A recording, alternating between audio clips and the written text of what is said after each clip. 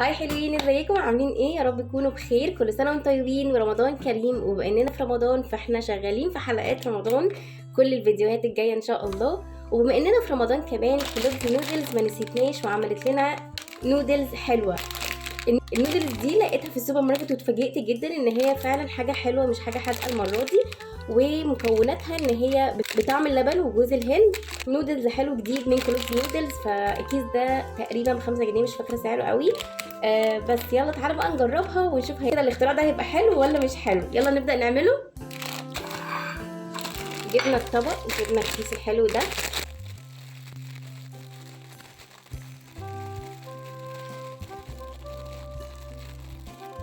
على الكيس ده اكيد ده فيه جوز الهند. شكل النودلز العادي جدا.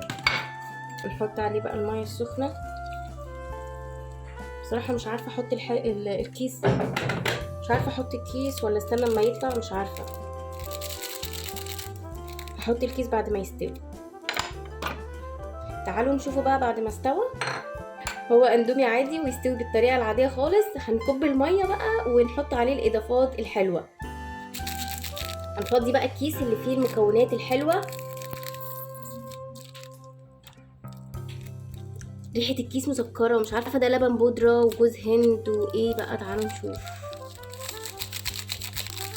مش متخيله ان انا هاكل اندومي مسكر، يعني انا مش متقبلاها بصراحه. مش عارفه الطعم هيغير رايي ولا لا. تعالوا ندوق كلوبز نودلز بطعم الحليب وجوز الهند. المفروض ان دي حلويات رمضان، فتعالوا. الحلويات بحبها بصراحه تكون ساقعه، ما بحبهاش تكون سخنه، بس انا مضطره ادوق عشان خاطر الفيديو، فهدوق الحلويات وهي سخنه ومش متحمسه خالص بصراحه. بصراحه هي مش وحشه قوي، هي فعلا مسكره. طعم الجوز الهند باين وطعم الحليب. وسكرها كمان مش عالي سكر متوسط. متهيألي كمان ممكن اضافه من عندكم ان انتوا تزودوا شويه لبن كده هيبقى حلو قوي. بس هو طعمه قريب كده من الكسكسي والحاجات اللي هي في مصر دي اللي انتوا عارفينها، كسكسي وحاجه كمان كده مش عارفه اسمها ايه، بس هي شكل الاندومي كده بيتحط عليها لبن وسكر. هقيمها بصراحه 8.5/10. هي مش وحشه قوي. ممكن طبعا في ناس كتيره تعجبها جدا جدا.